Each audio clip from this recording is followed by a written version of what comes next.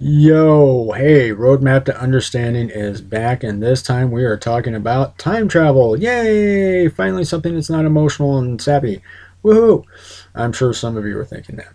Anyway, time travel is one of my favorite things. It's been covered in movies and books for decades, and a lot of people love to sit around and theorize about it and talk about it and go, ooh, isn't this cool? And wouldn't it be nice to do that? No, it wouldn't.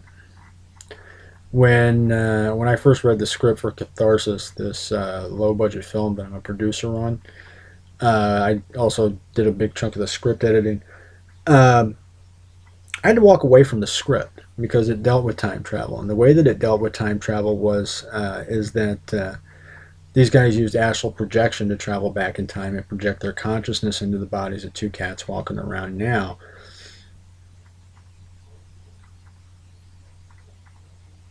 and they started interacting, and that was where my brain went, okay, something's not right here. So I walked away. I got up and I walked away from it and I started thinking about it. And it took me about 10 minutes to figure it out. Hey, I'm the one with the 200 IQ. Get over it. I resolved time travel is something that humans should never endeavor into because if you take everything has a unique energy signature. You have a unique energy signature. I have a unique energy signature.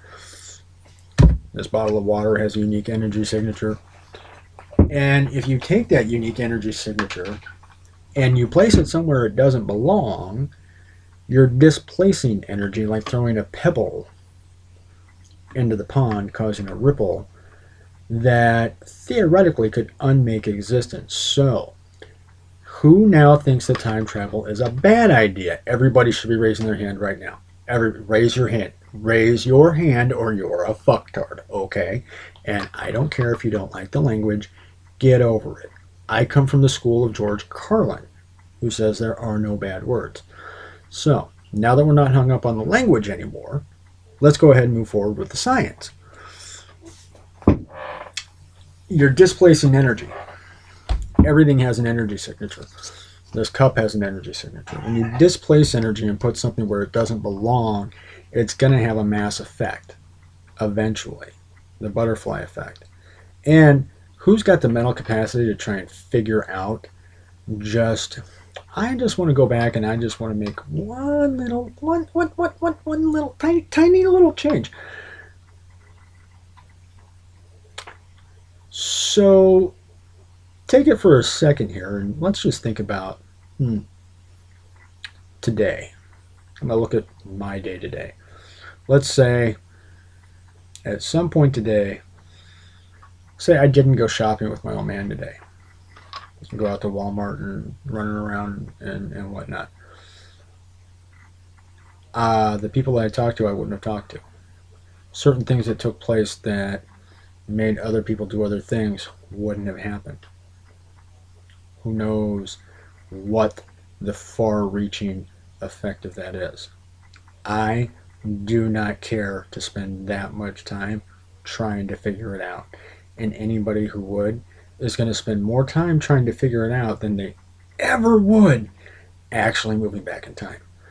So, now that we're safe and secure on nobody should ever time travel, it's a bad idea. Let's move on to something a little more fun along those lines. All of existence exists infinitely on infinite planes in a single point right here at the end of my finger. If you get that, thank you for just thank you for being right now. If you don't get that, ask questions. We'll explain. Anyway, if all of existence exists simultaneously on infinite planes, you should be able to move from one dimension to another, and it would be like going back through time, but there would be the subtle differences that maybe you would not notice. It's like the TV show Sliders was a great representation of what that would look like.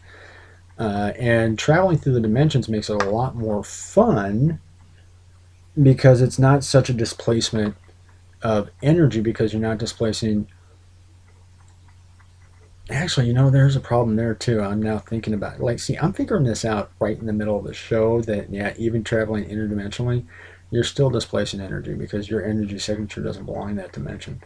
So maybe we should just stick with the here, the now, and focus on making this dimension, this reality, this time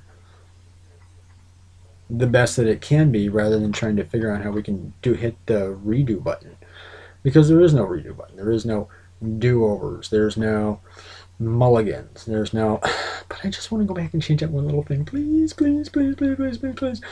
Get the fuck over it, would you? Grow up, be an adult, get some wisdom, do something foolish that doesn't involve in possibly in making existence, then come back and talk to me about time travel and interdimensional travel, because I don't think it's something that we ever really need to worry about.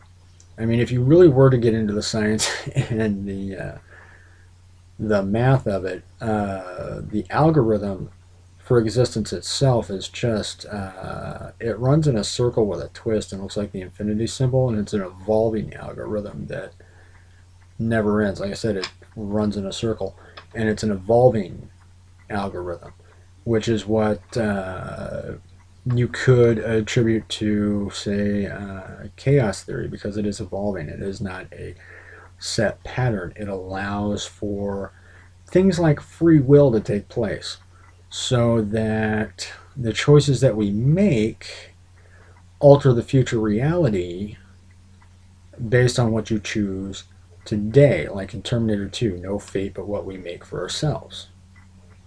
Very true. And the idea of any one person manifesting any one thing for any one thing or any one person, um, I don't know. I've seen some shit, but not enough to give you a firm idea or opinion on it. Still in the supposition phase. I haven't had enough experiences to scientifically say that I personally have a truth on that topic. But if we are creating our future with the choices that we make, it would stand to reason, logic, it's always a fun word for me, logic, that what we currently share is what I call the shared reality, and we are each co creators in the reality that we share. One of the reasons why I say thank you to everything for everything, because it takes the sum total of existence for this to even be possible. Like, think about everything that had to happen in existence just for you to wake up this morning. Just for us to sit here and for you to watch this and go, what the hell is he talking about? But, yeah, I know some of you are doing that, and some of you are going, wow, he goes through it so fast and he's got no notes. What the hell does he do that? IQ over 200, telepath, empath, medium, and I'm jacked into the universal consciousness, so it just works as fast. Get over it, accept it. Let's be happy. Yay. Uh, yeah, I know, I'm a lot more animated this time. Isn't it great? That's a wonderful thing about being precognitive is I'm actually getting a read off what some of your responses are before I even finish recording this. So let's take 5 minutes. Let's take 5 minutes. 5 minutes. Let's take 5 minutes and let's think. Think about what is here, what is now. Bill and Ted's Excellent Adventure, not Excellent, Bogus Journey. Actually, it was the end of the movie, put it best. The best place to be is here, and the best time to be is now. Take 5 minutes to think about what your here and now actually looks like. And step outside of yourself for 5 minutes. Step outside of you for 5 minutes. And look not just at yourself, but at everything around you as it spirals outward.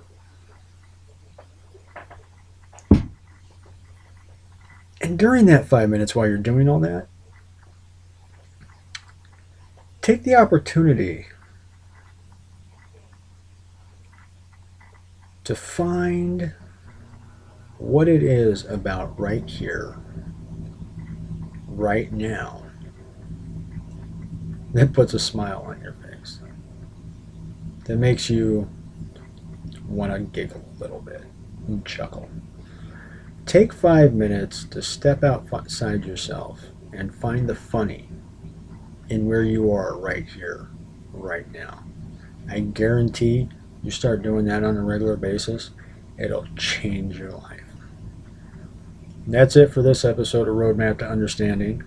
And I want to encourage all of you to, if there's anything at all that you think you might find interesting to hear coming out of this mouthpiece, or something that I guarantee you I can go on about any topic at all for 10 minutes. It's easy. So give me something to work with. I encourage audience participation. I actually wish this was a live studio audience and people would just ask me questions, because that's my favorite game, is to sit around, smoke a joint, and let people ask me questions, because that is when it gets really interesting and I really get into some deep, deep, deep stuff. Uh, so that's enough about me smoking weed, and I hope the rest of you, excuse me, the rest of you are having a great weekend. I am not high right now, that I guarantee you. And I'm going to go off and I'm going to enjoy my weekend. And I hope the rest of you do the same. I love you all. Thank you to each and every one of you for making it this far.